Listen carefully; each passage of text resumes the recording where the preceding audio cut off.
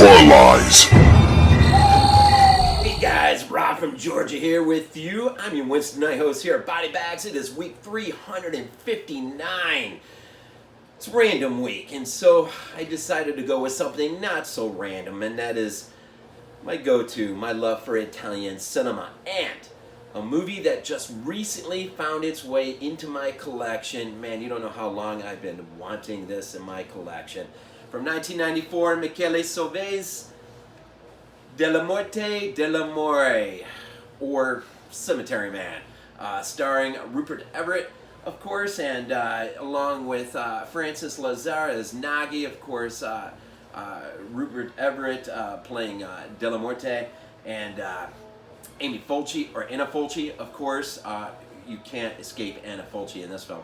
And Micky Knox, who makes an appearance in Stage Fright, of course, another Michele Soavi film, right? Maybe my favorite. I don't know. I love Cemetery. I love Stage Fright. And but Cemetery Man. Let me just talk about this one for a second, man. I don't know if everyone's out there actually seen this. I know the 22 Shots covered it in their Michele Soavi Director Spotlight. I can't remember what episode that was, but I'll try to remember to tuck that link down at the bottom. But man, I'm tired, man. It's been a long couple weeks, man. We've just been a few days up in Tennessee. My daughter's here from New York, and so we've been doing a bit of traveling. Got to see the original Nightmare on Elm Street at the drive-in one night. Got to visit the cemetery for some of the key shots that Fulci got for City of the Living Dead in Dunwhich Cemetery. So it's been pretty busy. Lots of things. The beach, lots of sun, and of course, this review that's been sort of waiting in the wings. And I gotta tell you, man, I've been to, however many times I've been to a video store or, you know, a secondhand shop looking for, you know, going through the shelf by shelves, just, you know, by detail. And I've always wondered, when will that day come when I just stumble upon Cemetery Man, or Della Morte dell'Amore. It wasn't that long ago. I was at 2nd and Charles, one of my favorite stops, and I don't know, man, I was a couple shelves down, and all of a sudden, boom, it just popped out at me, and I'm like, you've got to be kidding me. $6, man, $6. It's the Anchor Bay DVD, and really, you can't go wrong. Second and Charles is really nice because generally, anytime you buy used stuff, you generally get the books inside. Whatever comes with generally is in there. It's kind of nice. But Cemetery Man. So few thoughts on this. Number one, man, Stivalletti, man. Visual effects, makeup effects. Of course, we know him from Phenomena, Demons, Mother of Tears. Of course, the house. The film Last House in the Woods, I'll be reviewing at the end of the month as for theme week. He's on board, bringing the effects and whatnot, which is really cool. And our production designer, who Soavi puts to work here, we've seen him doing work on Cannibal Holocaust, City of the Living Dead, Contamination. So there's some good hands on this film. I gotta say, man, this film is absolutely gorgeous. Absolutely gorgeous. The cinematography is unreal, man. The story, adapted from Dylan Dog and the novel that preceded that. There's a whole story to that, so I'm not going to bog you down with it. But in learning about it, I mean, everything from the character in the comics, Dylan Dog, being adapted after the likeness of Rupert Everett, and then, of course, being able to get him to play the signature role, was awesome, and he brings his A game, man, to this. Anna Fulci, man, as his love interest in there, or his tormented love interest. Really, what you have here is, this was my first time. I mean, I might have rented this off the video shelf way back in the day, but as far as revisiting, I treated it like a first time watch, really, because that's what it was really for me. I'm telling you, this is a beautiful film to look at. The production design, the sets, the main cemetery, I think, was built upon an abandoned cemetery. But the work that goes into, like, aspects of it, like the ossuary, which is plays a pivotal key moment in the film, And just, man, it harkens back to City of the Living Dead, man. It harkens back to when they're underneath in Father Thomas's tomb.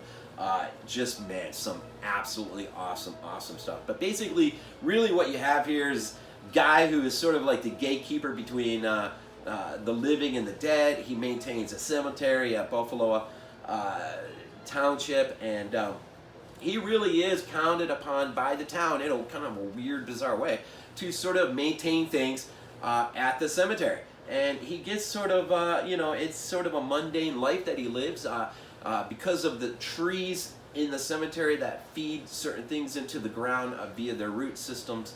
The dead, man, they're not in there very long before they pop up and start roaming around, and it's his job to put them back into the ground, right? And Death ultimately gets a little tired of this and poses the question, instead of shooting the dead, why don't you start shooting the living? There's just a lot of poetic, deep, under the surface, man, a lot of things involving just how we look at life, how we look at death. Michele really works just a smorgasbord of really powerful themes here in this movie. Or this is one of those movies we could just have fun with, man, and enjoy the outrageous special effects over the top. One of the best zombie films I have ever seen. It's just a fun ride. It's sort of like, zombie meets fantasy meets comedy. I don't know. It's sort of twisted. It's type of humor. But at the same time, it poses some serious, thought-provoking questions. Ultimately, life... I won't get too deep into it because this really needs to be experienced. But when Anna Fulci's character, known just as She, her husband passes. Once he's buried, she sort of fights the urge. But our hero, De La Morte, his eyes are all over her, and I don't know who's wimpy, but he really has a love interest for her, and it doesn't take too long before she sort of agrees, and a pivotal moment where they're together, which just happens to be on the gravesite of her husband, who makes this incredible appearance, climbing up through the ground and biting her, and ultimately she turns, and he's got to put her down, and that begins really the tailspin for his life, and wanting out, really, out of this place, out of the cemetery. He's got sort of a right-hand man, Nagi, who also develops a love interest of his own, but that one's a little bit more bizarre, because he's sort of really, he's kind of, he's limited, extremely limited in some of his abilities to relate socially, I guess, is a good way of putting it. And there's this girl, the mayor's daughter, that he really has his eyes on. But he really can't have anything to do with her. Well, number one, she's a minor. But really, he is just unable to do things in any sort of right way. But she has an unfortunate accident and dies. And it doesn't take too long when she comes to light. He ultimately takes advantage of that situation, and not in a really twisted way, but he takes advantage of this situation that she has sprung to life. He does not want her to be put back down, and so he'll carry on sort of an intimate, and not intimate in the way you think, but his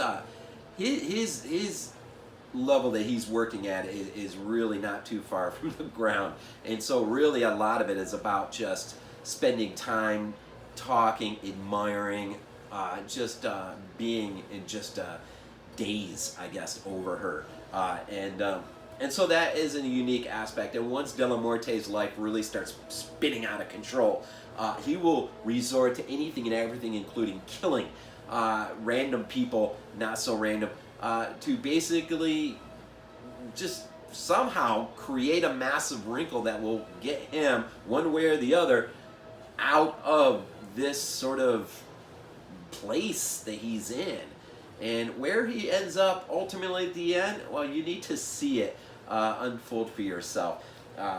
But you cannot say much about just how beautiful the film looks. Also the fact that, this is 1994, and really the heyday of Italian cinema is all but past, and there was an opportunity for Michele to be part of that, bringing breathing life, new life into Italian horror and horror in general. And it's really, I've seen it said, it's really a shame, I agree. All of the work that we've seen him put in, whether it was Stage Fright, The Church, The Sect, Della Morte, it's a shame to see his career ultimately end up in TV. And when he could have given so much more in terms of film. And he, really doesn't. And it's really too bad. So it's got an interesting story, a lot of story behind it. But definitely, there's Shameless has got a copy of this out. But this was the copy in particular that I was looking for. I wanted this cover, this released by Anchor Bay, and just lo and behold, man, you never know, man. You hit those secondhand shops.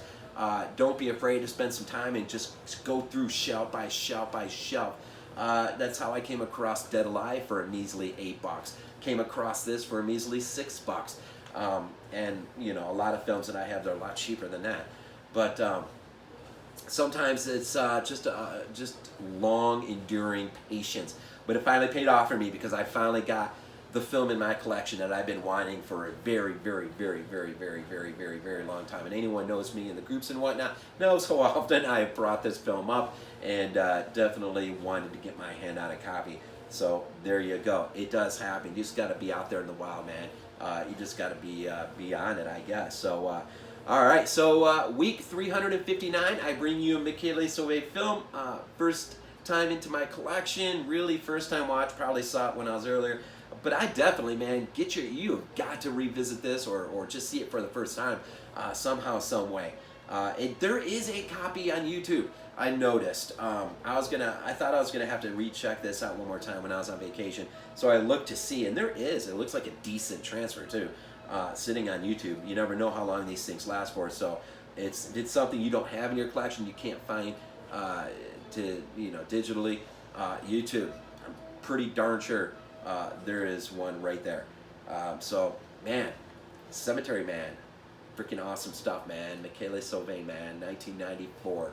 Della Morte, man. Of Death, of Love.